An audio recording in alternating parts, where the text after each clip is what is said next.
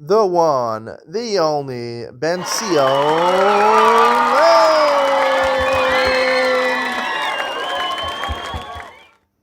Good afternoon and welcome to Yeshiva YouTube, just Daf It. Today we're doing Nazir Daf Samach Gimel number 63.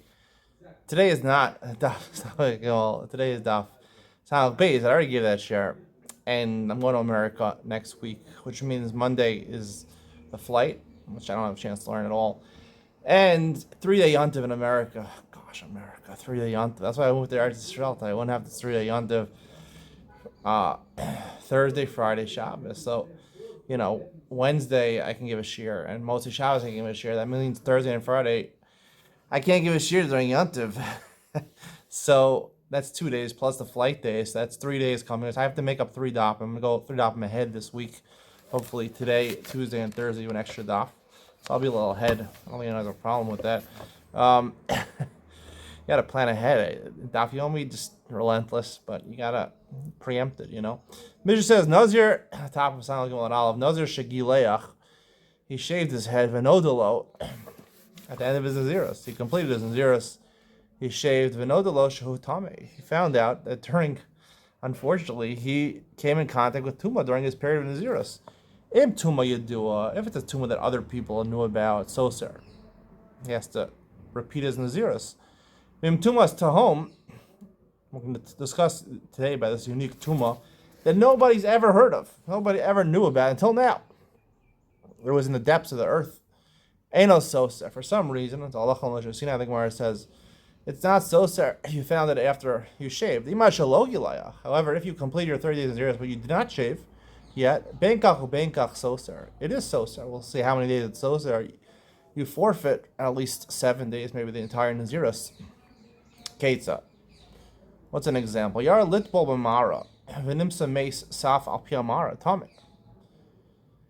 If you went to be tovel in a mikvah and you found there's a dead person, he's in the cave also, in the pool of water under the cave, the roof, right? A roof is matame, oel, tumas oel, a mace is matame. You're tame, nimsa mashuka bakarka. However, you find after many days that he was buried under the ground. No one knew about it. He was there.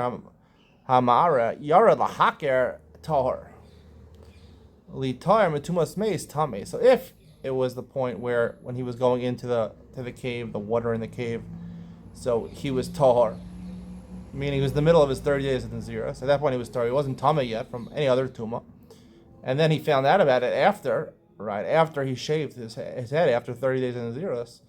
So and he was tar at that point. So it's called tumas at home.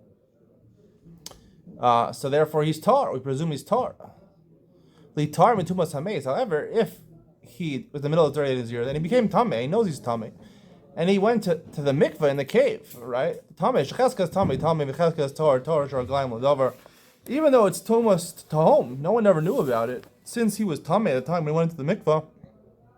Therefore, tumas tahom does not help him over there. Even though he found that after he shaved his head, it doesn't matter. Because he was tamei at that point is another example. Even tumas at home, if you find out before you shave, or even after you shave, but you find out that you were tamei at the time when you came in contact with tumas at home. So therefore, raglayim l'davar, the chazaka, we assume based on a chazaka. I'll explain this more in Ben Zion. What is this idea of tumas at home and why are the halachas a little different? Like, where is Menani Mili? Where do we know this from? These halachas. Amar Laz Amar Kra.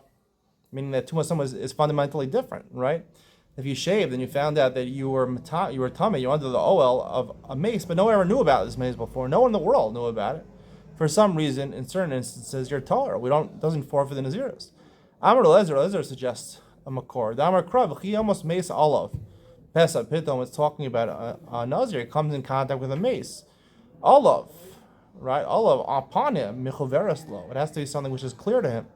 If it wasn't clear to him, like tumas at the home, it was buried underneath the ground. So that's not a tumah he has to worry about. This is a pasuk talking about Koran Pesach when he was tamei or derech hachoka. Compares tuma to being far away from Yerushalayim. Ki derech tuma is equated like a path. Ma derech begoloi, just like a path, right? Usually paths are habituated by a lot of people. Begoloi, it's in the open. Af kol begoloi. So tuma in order to be matami, it has to be something which is exposed, at least to certain people. Ve'ela hadisnan, what do you say the Mishnah, which says, Ezu tumas hatahom. What is tumas hatahom? No one in the world ever knew about this tumah. About makir echad b'sof ha'olam ain't tumas hatahom. If one person, even at the end of the world, he's in New Zealand, he knows about it. It's not tumas hatahom. According to the Mandamar who derives it from derech, right? It has to be begalo. So even if one person knows about it, it's not tumas hatahom. Ella the Mandamar mechoveres lo. It has to be clear to him. Ki makir echad b'sof ha'olam. Who cares? It's not clear to me. So what? Someone in New Zealand knows about it. I live in Israel. I live in New York. It's not clear to me. So therefore, it should still be tumas hatahom. Yeah, it's not. Vesu, a further question. Let's say you walk down a road and you find underneath, buried underneath, a person who's generally 6 feet. So the path is a 6-foot path, and the person is lying horizontally across the road. So you definitely, whatever part of the road you walked on, you walked over the mace. But truma tame. Regarding truma, we treat you as tame. Now, it's talking about tumas hatahom. No one ever found out. We found out about it afterwards. But Nazir, Pesach Torah, regarding a Nazir and doing a Korban Pesach, you consider it Torah. Maishna, what does it matter? Why is there a difference between Truma Tameya and Nazir Pesach? If it's Tameh, it's Tameh for all of them. If it's Torah, it's Torah for all of them. Tumas Dom Gemara Gemirila. Tumas Dom is something which is Allah Sinai. The explanation, it doesn't mean Allah Sinai we don't know the reason. I mean, it's a little hard to understand. It's not so easy to decipher what the reason is. But if you want to know what the reason is, I will tell you in Yom Zion and answer a fundamental question that the Arshkals bother with and the Rushes bother with, a lot of Farshim bother with. We'll see this question in a second. The Mishnah says, if he found out about the Tumah before he shaved, right? So even if it's Tumah hatahom, it's soser. If he found it after, only Tumah Yedua, Tumah hatahom, no. Mantan, who's the author of Mishnah? Rabbi Yochanan he says it depends whether you shaved or not, right? According to the Rabbanan, it's not dependent on you shave. Even if you throw blood of one of the korbanos, which happened before the shaving, then your Nazirus is over. So the fact that it's dependent on shaving, so then it's Rabbi Lezer. So this is important to note because according to Rabbi Lezer, after you finish your Nazirus, you haven't done anything, right? Even if you become Tameh, you're only Tameh 7 days. According to Rabbanan, if you didn't throw the blood of one of the korbanos, you forfeit your entire Nazirus.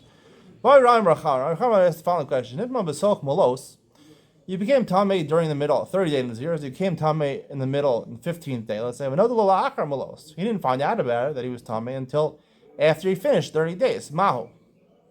Basar Yediyah Azlina. Did we go after when he knew about it, which was after he finished the term? The Yediyah Achar Malos. It's considered knowledge after finishing, although. Or not. Rather, it's considered he was Tameh from the 15th day. Ulamai. What nafkamina does it make? Mister. Right? If we go after when he became Tameh, so it's the 15th day, the middle of the term is 0, it's so the koy to start counting over. If you say it only counts when you find out about it, so after 30 days, so there's what to talk about. Amar Rava, so Samakal Beis, Rava says Tashma. From our Mishnah, if he found out about the Tumah before he shaved, whether it's Tumah hatahom or Tumah Yedua, it doesn't make a difference. It's so sad. He has to, seemingly he forfeits the first count. He has to count again. If he knew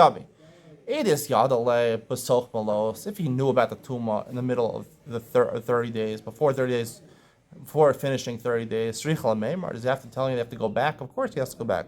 Doesn't matter whether it's Tumah hatahom or Tumah Yedua. Must be talking about he became Tameh in the middle of the time, and then he found out after. Shema Mina. So you see what? If you found out afterwards, before he shaved, it's so I'll you have to go back. The Gemara says it's still a question. Kulo soser or Shiva soser. Still, okay, so you became Tameh on the 15th day of Nazir, and you found out after 30 days. Is it soser everything, or only 7 days? Laman, if you say according to the Rabbanan, who say even if you become Tameh after 30 days, Pshita, the Kulo Soser, they always say, right, even if you actually became Tameh after 30 days, you have to start counting again entirely. If you look at Lezer, according to Lezer, Kola Achar Malos, Shiva Soser, right? Even if you became Tameh after finishing 30 days, only 7 days you have to start counting again. So he answered, that's Rabbi Eliezer was only talking about if you actually became tamei after finishing 30 days. You just haven't brought a car, you just haven't shaved your head yet. The high lifnei melosu. But here he became tamei. He didn't find out about it until after 30 days, but he became tamei in the middle of 30 days. Dilma, shiny halcha the yediyah achar melosir. Do we say no? It's different. Really, you go after the yediyah when he finds out about it, and therefore he found out about it after 30 days. So it's soser. Rabbi Eliezer is only soser 7 days. He only has to wait 7 days.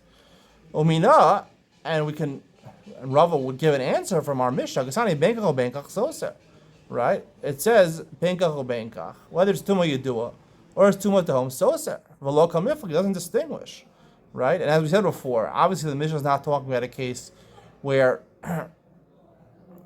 he found out about it in the middle, because then if he found out in the middle, so he would start counting again and forfeit the entire thing. Must be talking about our case, right, where he became tamei unwittingly, didn't know about it in the middle of 30 days, and then he found out about it after 30 days before. And according our Mishnah is according to Rabbi Eliezer, and you see it's soser v'lo kamifli. So therefore, you see an answer for our Mishnah that you don't go after when you actually became tamei. Otherwise, according to Rabbi Eliezer, you have to do 30 days. A new 30 days. According to Rabbi Eliezer, it's soser, but only soser shiva yomim. You go after when you found out about it. Tana Rabbanan. The Brayz says, "Amosei meis mutal l'rachva shel derech."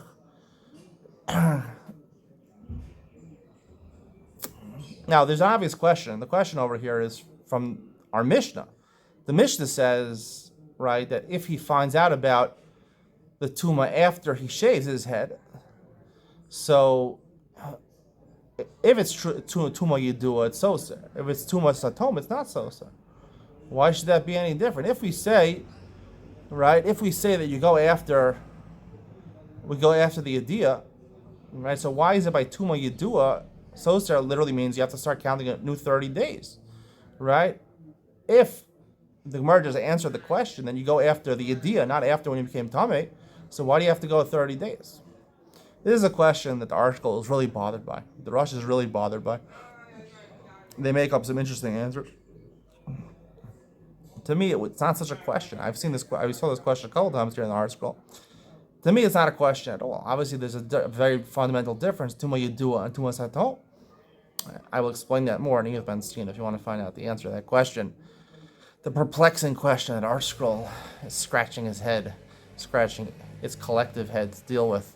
We're going to talk some more halachas about tumas and you walk down a road, and it's a 6-foot road, as I mentioned, and you find a corpse is buried horizontally across the road, 6 foot, a 6-foot person. The truma tamei. We had this price before. For truma, he's considered tamei. Of a Nazir, also Pesach tar. Regarding halachas of a Nazir and Korban Pesach, you're tar. If there's no elsewhere to go on the road, or if it's a 7-foot road, after the truma tar, then we can assume that you walked over the place in the road where the dead person wasn't. You don't know where you walked on the road, but we can assume. When do we say these halachas? Shematu shalim. We find the dead person intact. Aval meshuvah mafurach. You find the dead person, his bones were cracked or his limbs were severed. Afilu ein makom la'avar chayshin and sheva ben prakin avar. Even if it's only 6 feet, right, a 6-foot road, right, we assume that parts of his there were spaces between his limbs or his bones, and that's probably where he walked, and we don't have to assume he's tamei. Again, this is talking about tumas at the home where no one ever knew about this guy. However, if he's buried in a grave or he's buried in a coffin, so then it doesn't make a difference if his body is severed into limbs because you go after the coffin. So we mentioned before, as long as it's not tumas boka, there's a tefach between him and the top of the coffin, so therefore it fills the whole coffin. The kever, the entire kever is joined together. The body is joined together in the kever. What are we talking about? By somebody, all these halachas only apply to someone who's walking with his feet. Aval tone, if he's carrying a large package, or rachov, or he's in a car, tameh. If you're walking without a package on your back, you're not in a car, it's possible that you didn't touch the mace, you didn't move the mace, and you didn't step over the mace. You weren't in oil or on a roof on top of it. Tone or rachov, if you have a large package, all you're driving, you have shar shaligo shalayasiv shalayayel. Of Of course, either the car or the package formed an oel, or you touched it, or something happened. Medvar amurim. All these halachas only apply with tumas at home, where the tumah was never found out about it. With tumah yedua, shloshtan tumeim. If it's tumah yedua, right, not just by truma, but also by Nazir and by Karan Bezdach here tummy. Ve'ezeh tumas at home. What's tumas at home? Because makira echa b'sof ha'olam. No one else ever knew about it. Makira echa b'sof ha'olam. Ain't it tumas at home? Even if one person across the world knew about this, not tumas at home. It has to be completely, not only does not no one know, but it has to be covered from the eyes. It has to be covered either with straw or rocks. Remember, it's just sunk in the water. The water is not considered a barrier. You can stare into the water and see it. Or it's dark, or it's in rocks, but there's holes in the rocks. It's not going to tumas dome because it's visible, even though it hasn't been seen yet, but it's visible to people. Tumas dome el lemeis belvad. Another halacha tumas dome is only said regarding corpse tuma. Other types of tuma like zav and mitzora and sheret and things like that. There's no such thing as tumas dome. There's no kulas because no one knew about it and it's completely covered from the world. We'll stop here. Stay tuned for Ian with Ben Sion, where I talk about this unique distinction of tumas at home and tuma yedua to answer the question that is perplexing the art scroll on the rush, and then give a foundation to why is tumas at home fundamentally different than tuma yedua. Ian with Ben Sion coming up next.